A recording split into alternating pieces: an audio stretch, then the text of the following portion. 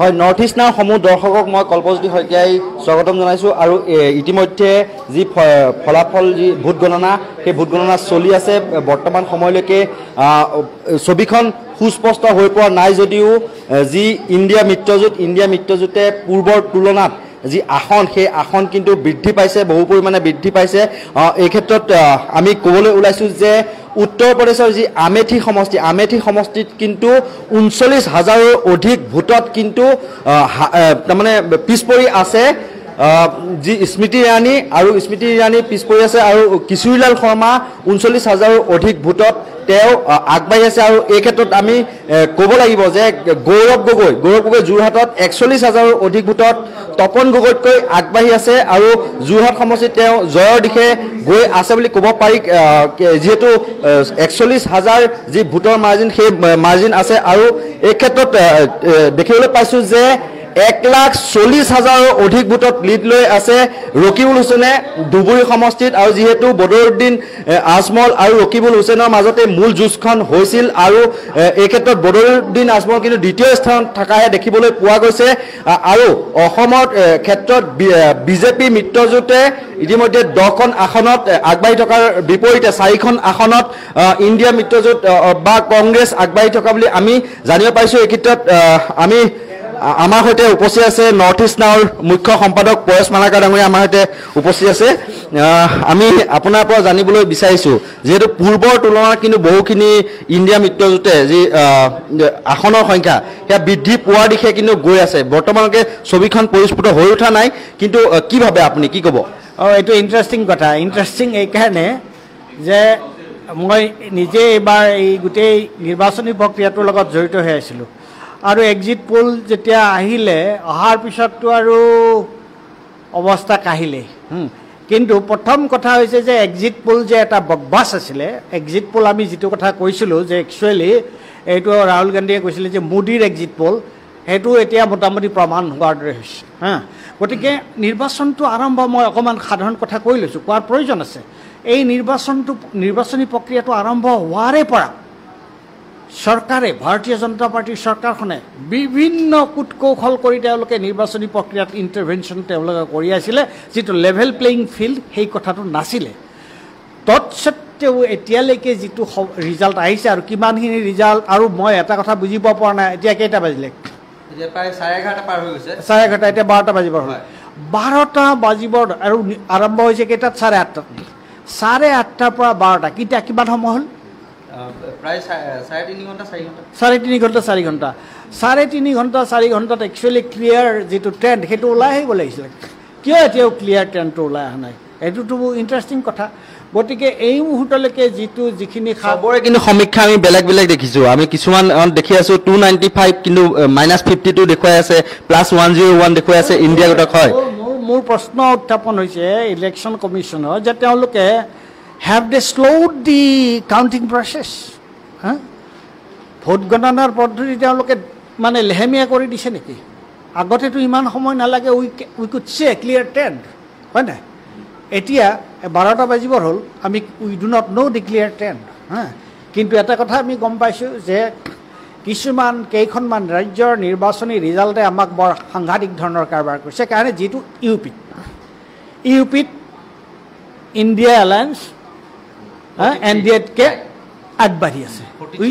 wish was unexpected মহাৰাষ্ট্ৰত কিন্তু সেই হিচাপে আকৌ কৰ্ণাটকত যিটো আশা কৰা হৈছিল সেই ধৰণে হোৱা নাই কিন্তু তামিলনাডু ঠিকে আছে কেৰালাত অৱশ্যে এটা দিছ ইজ ইণ্টাৰেষ্টিং এইটো যোগেন্দ্ৰ যাদৱে কৈ আছিল যে বিজেপিৰ ভোট শ্বেয়াৰটো বাঢ়িব এইটো ভোট শ্বেয়াৰে নহয় তেওঁলোকে 2খন আসনত আগবাঢ়িছে so' it's a very interesting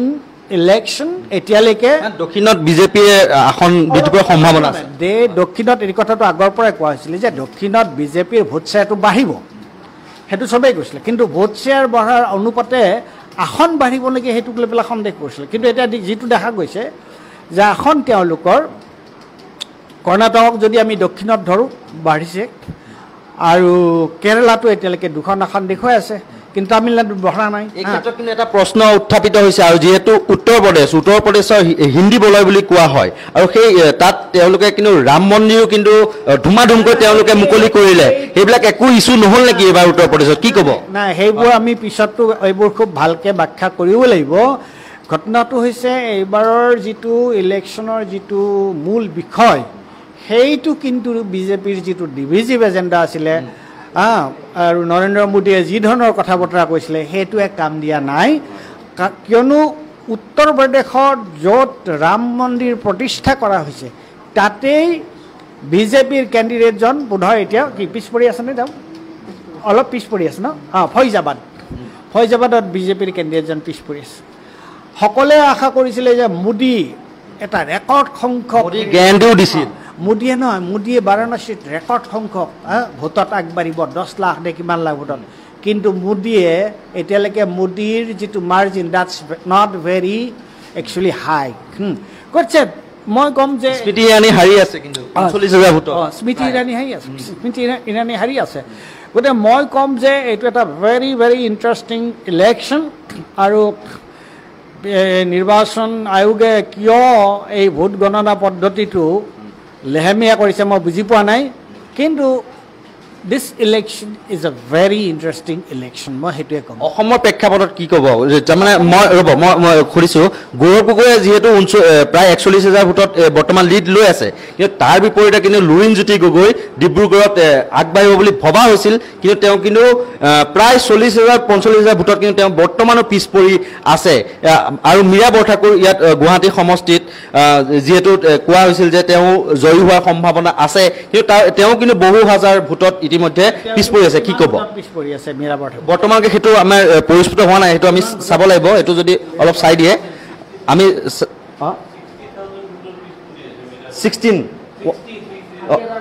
প্ৰায় 60,000 ভোটত পিছ পৰি আছে মীৰা বৰঠাকুৰ আৰু যিহেতু এই ক্ষেত্ৰত কি ক'ব যে ডিব্ৰুগড়ত লুৰিণ আৰু গুৱাহাটীত মীৰা বৰঠাকুৰ তেওঁলোক যে হৰাৰ দিশে গৈ আছে কি ক'ব ডিব্ৰুগড় আৰু গুৱাহাটীত এতিয়া ঘটনাটো হৈছে আমি ফাইনেল ৰিজাল্টটো অহালৈকে অপেক্ষা কৰা উচিত কিন্তু চবেই কৈছিলে যে ডিব্ৰুগড়ত Lurinjyoti Gogoi will give a tough fight to Sonowal Sarbananda Sonowal